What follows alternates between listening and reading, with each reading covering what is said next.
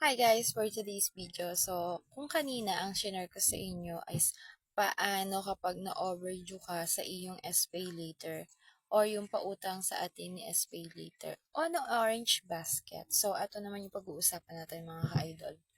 Kasi, di ba sabi ko sa inyo, meron din akong pay later ni Toktik. So, mga ka-idol, meron din akong inutang sa aking dito sa Toktik. So, na-overdue ako kasi nga March 15 ang bayaran, 'di ba, mga ka-idol. So, ano nga bang ginagawa ni Pay Later nitong si Toktik kapag halimbawa ikaw ay na-overdue? So, ganito lang din mga ka-idol. Tatawagan ka din niya ng tatawagan at itetext ka rin ng itetext doon sa gamit na number mo.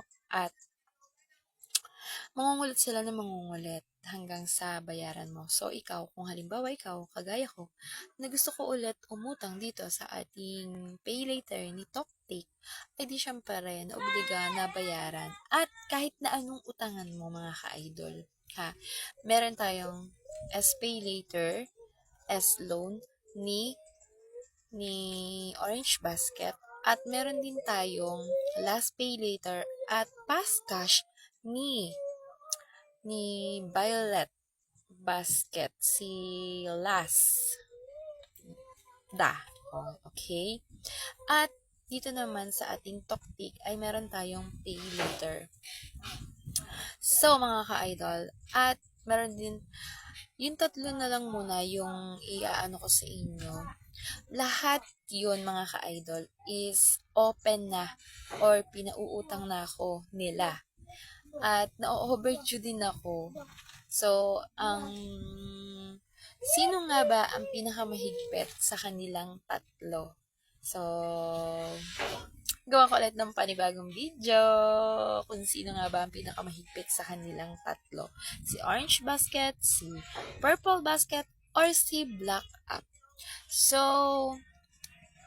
sa mga hindi pa nakapollow sa akin, follow nyo naman ako para naman updated kayo sa mga chinichika ko sa inyo tungkol sa ating mga utangan. Kasi nga, ako nga pala si Ate Jen, ang inyong Ate Jen sa utangan. Hindi, joke lang. Hindi ko naman kayo tinuturuan. So, sinishare ko lang yung knowledge ko, yung kaalaman ko, or yung experience ko about sa mga utangan natin dyan sa tatlong yan, mga ka-idol.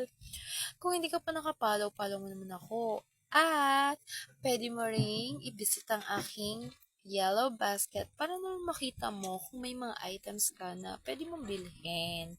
So, alam mo naman kung paano rin kumikita dito sa ating Toktik account.